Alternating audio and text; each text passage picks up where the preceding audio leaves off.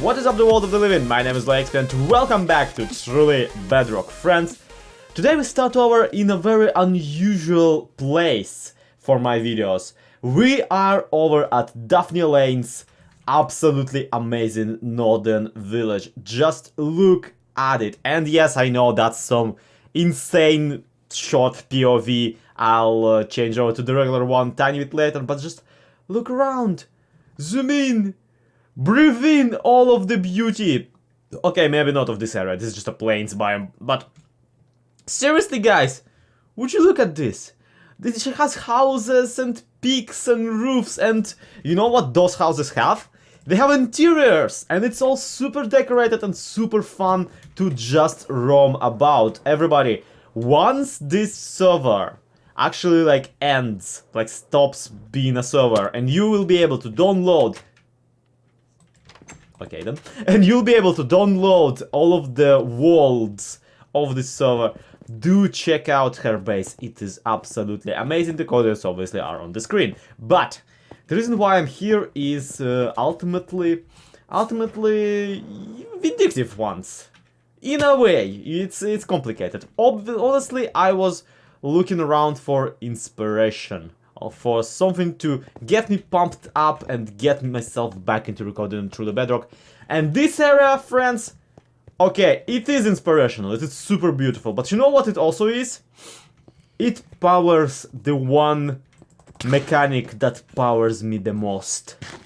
Spite. Well, not really spite, it's more like envy, because I cannot live knowing that someone on the server has this amazing and beautiful of a base. Meanwhile, my Council of Villager build is barely started, and all I have to show for myself is a revived village that is currently being smashed by meteorites and also sinking in the swamp. So, yeah friends, there are two options here. First one is to blow the heck up everything here. So there's no such beauty in sight. And the other one is to up my own game and finally bite the bullet and just start building out of wazoo. And I feel we'll be doing that other side. I do recall at one point having a shopping list of items I will need to do to finish my council build. Let's go and dig that one from the, you know, from the storage systems. You won't believe this, but I can't find it. I probably just left it in my base, in my witch hut in the village of the revive, and not here at the council. So, oh me oh my, how will I know now what materials my own build is made of? I'll have to use that thing called ice. Whatever shall I do? Anyway, just looking at the council so far, this looks like a whole lot of dark oak, which we can get a lot of easily, obviously, because dark oak forests are a thing. Then it's a lot of nether brick, naturally just a ton of stone, and more importantly, red crap. So, red sandstone, not sandstone, red concrete, red, whatchamacallit, nether brick, that kind of stuff for accents, and a whole lot of cobble. So let's take a quick look. Do I have any of these materials already available in my place? Alright, that's reassuring. That's a tiny bit more reassuring, and wow, we have a lot of cobblestone. We have a lot of cobblestone, but not a lot of stone. Meanwhile, the nether brick itself is generally acquired by smelting netherrack, which I know there's a stash of in the nether hub, because when I've been digging out, I kept most of the netherrack that I got.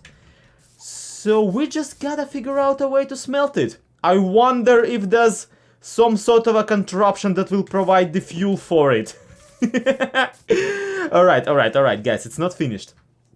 It's not finished, but I promise we can give it a little beta test, alright? I have not yet decided. I've not yet decided on exactly what super smelter to use with it. So let's just go for the most rudimentary one. The one that doesn't even redistribute items evenly. Okay? And, I don't know, we'll see how it goes. Probably will go rather poorly. Where did I put my stash of furnaces? There it is. Yeah. Okay, I was not kidding when I said super rudimentary. This is even worse than a minecart over furnaces, because I didn't feel like making a minecart that would go like... I didn't feel like making a minecart automatic loading circuit is the thing.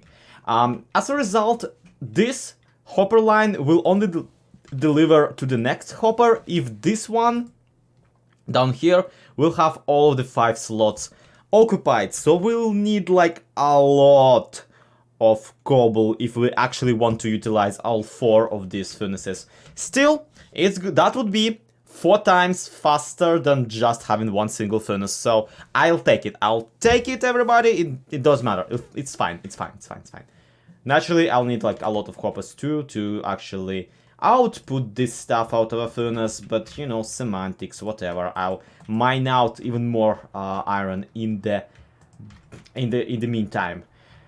So same as for the fuel line, but it's much more critical, because if one of these furnaces, like this one currently, just doesn't have any fuel, and all of them are using fuel up faster than it is being provided, it will kinda, yeah, fill in, and just the last furnace will not get any new fuel whatsoever.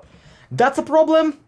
I'm okay with that. This is once again just a beta test. We will build an entire freaking kelp farm before we will get to the actual super smelter part of this project. So I am not bothered. What I am bothered about is that there's like mildly dark in here. I've been getting creepers around this system all day long. I have no idea where they're coming from. Anyway, now to get the final hopper line for the output, for the smelted product, and of course to get the actual supply from the Nether hub area. I wonder, oh crap, I remembered something. I remembered something that kinda nullifies this entire project. Alright, here we go. It's still there, isn't it? It's alive and literally cooking. Oh dear, I had this furnace set up in this way basically since the beginning of the season. And ever since the beginning of the season, it's been smelting random garbage that I wanted it to smelt. Mostly netherrack into nether brick, which is how I had like an enormous... Yep! The enormous supply is still there. Oh... I absolutely forgot that I had 9 stacks of nether brick. Oh dear. Okay, it's fine. It's fine. We still need a lot of regular stone. We still need to smelt a bunch of smooth, well, yeah, smooth stone for us. So it still counts, guys. Don't worry. We haven't wasted all of the video so far yet. Yeah. I'm gonna need several trips to get everything I need to get out of that furnace for this project. In the meantime, yeah, I'm gonna go grab some iron to put the final hopper line in place and get that baby cooking. I really want, guys, I really want to see that thing in action. I don't know why. It's just like, I love super smelters. And I just cannot help myself. Okay, nether brick, go into the thing. There we go. Okay, it seems all of the already available bamboo has gone in. Well, the last bits are coming. And yeah, this thing has been producing bamboo the whole time I've been playing around ever since it was built. So you can imagine the amount. And turns out that the amount is just enough to fill in 5 hoppers. 4 hoppers, mind you. So 20 stacks. Actually, now that I think about it, it's not that impressive. But whatever, we're not here to diminish my accomplishments. We're here to laugh when none of that works. Okay, let's get this baby rolling. Actually, gonna take a while. Actually, it's gonna take a while for it all to fill up. Maybe, just maybe, if I actually would, you know, do this thing, like, this. It would have helped, but the sad truth of the fact is that the furnaces will just go into the spot where cobblestone shoot, and it will just clog the system and prevent it from producing anything. So far, yeah, only one furnace has lit up, but let's give hoppers a little bit of a benefit of a doubt. Let them be just a little bit timely with the way they walk. Man, I absolutely should have went for a system with a hopper minecart distributing everything evenly. Oh well, too late to think about that now.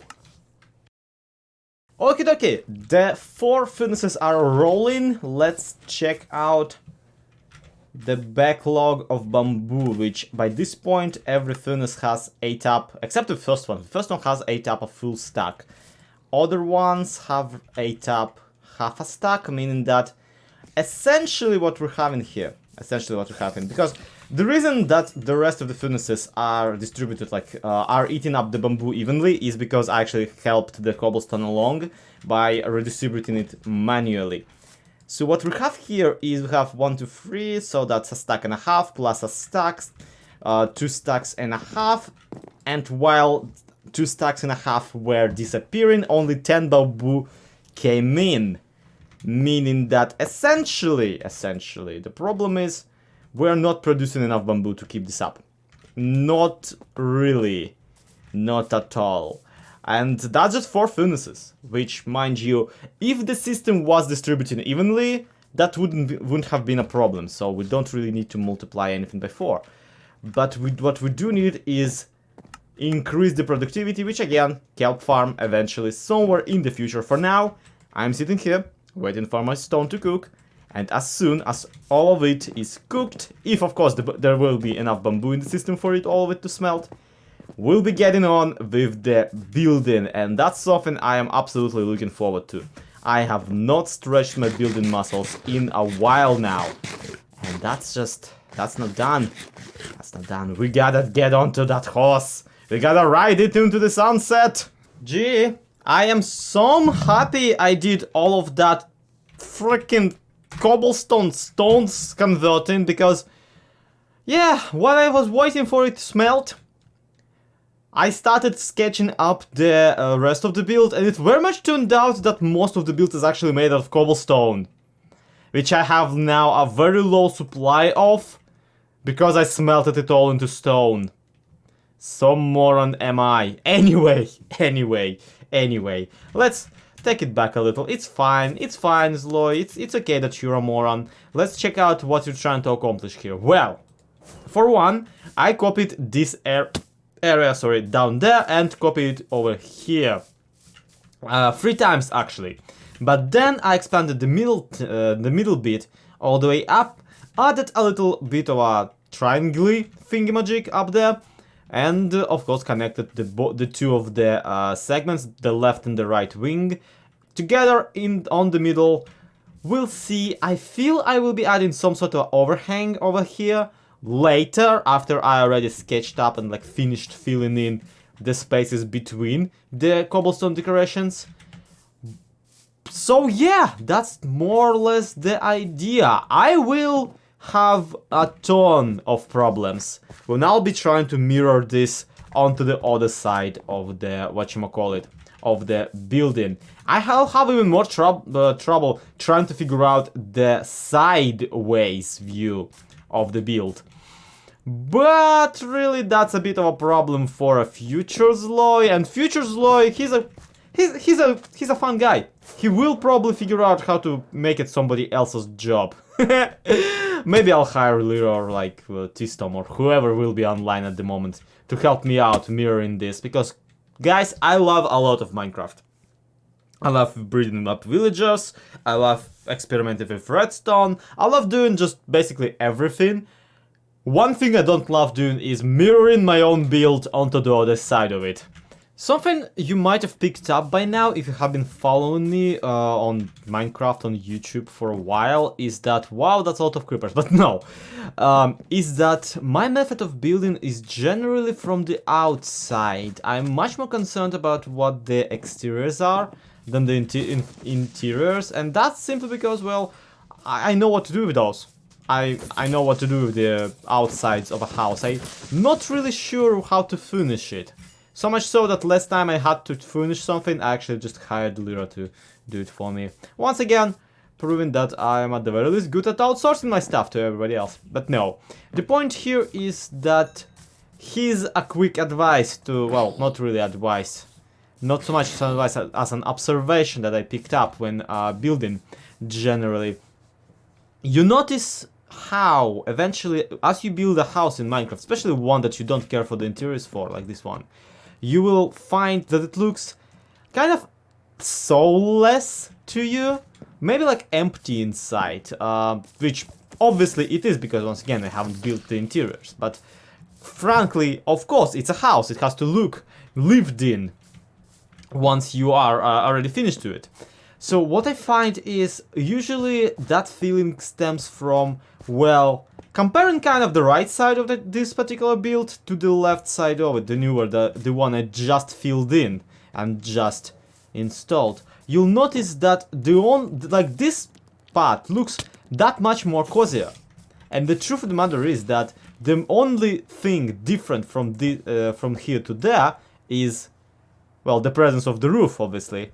But mostly what I'm talking about is the presence of there being actual windows.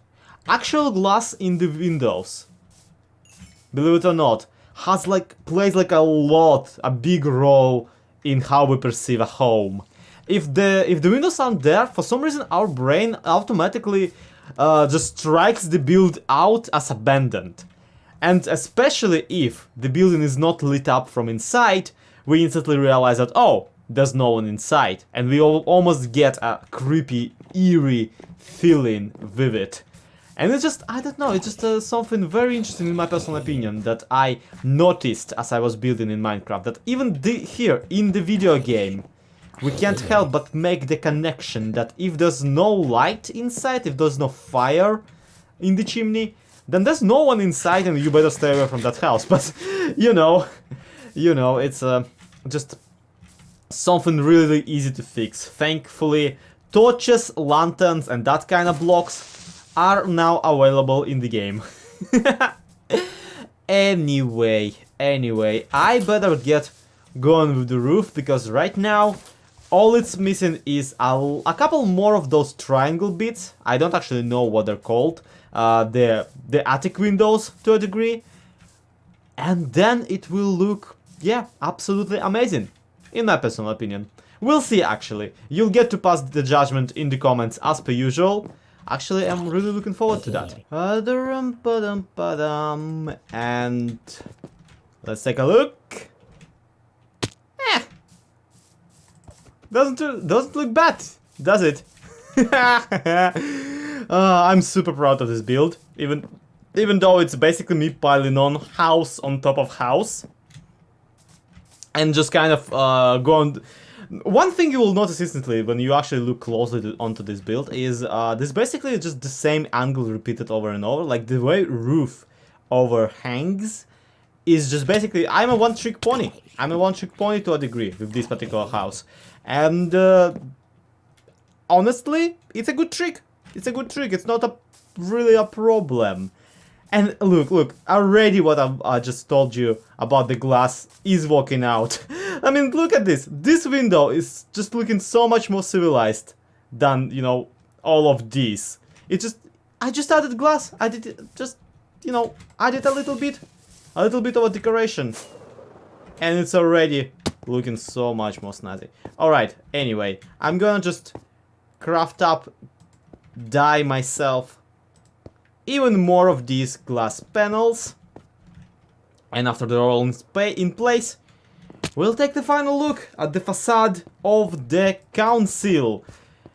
I'm not gonna add any more to the facade, by the way. My one regret is I never really considered that a building this big will most definitely need a very large heating unit of some sort to kind of feel realistic and kind of feel logical. Even though it seems like, alright, this is just a university. It's not a house people live in, even though there are actually people living in right now. There's just a bunch of Mending villagers. But even though it's not a house that like people supposedly live in, it's just a university that you study in.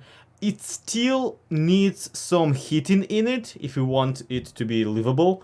So I feel like just instead of this middle bit and this middle bit on the other side, I'm just gonna put a bunch of furnaces, like just a bunch of furnaces with smokestacks and whatnot.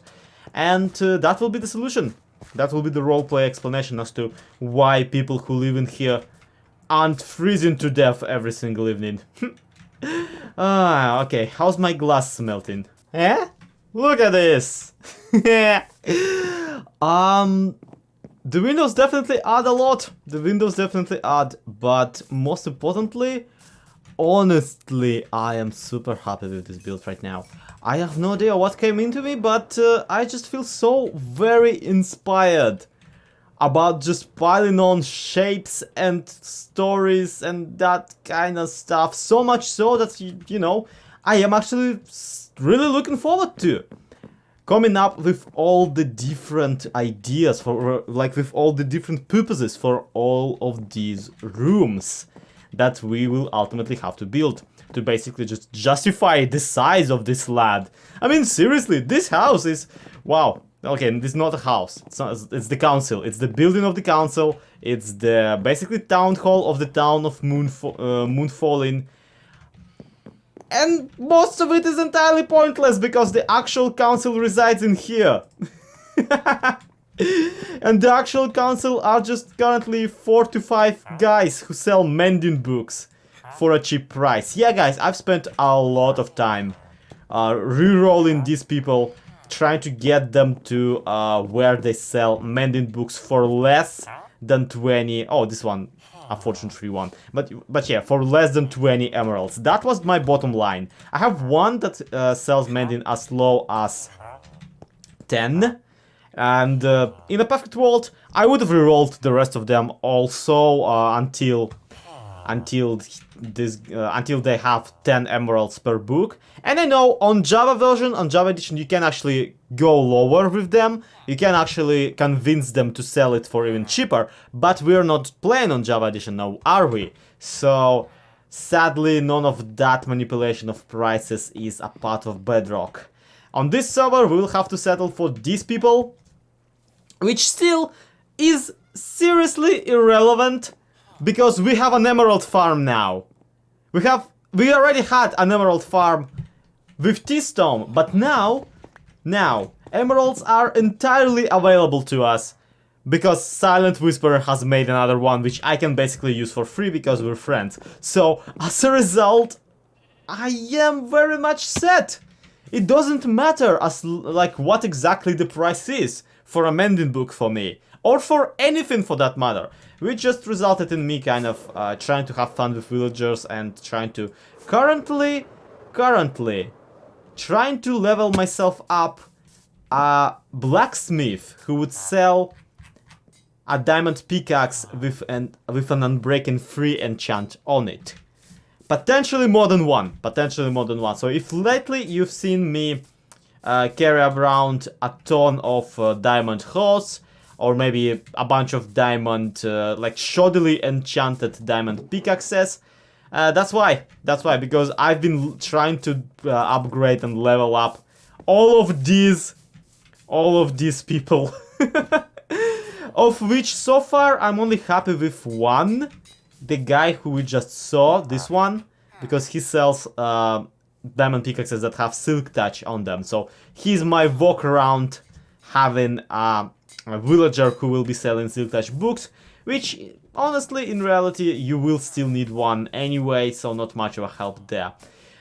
And that's why I've been kind of grindy lately. That's why I've been really busy trying to do stuff off camera instead of on camera. That's why kind of Truly Bedrock slowed down, because I've been trying to get something actually, you know, progression wise accomplished, when in reality all I should have done instead is just let loose and build my soul out.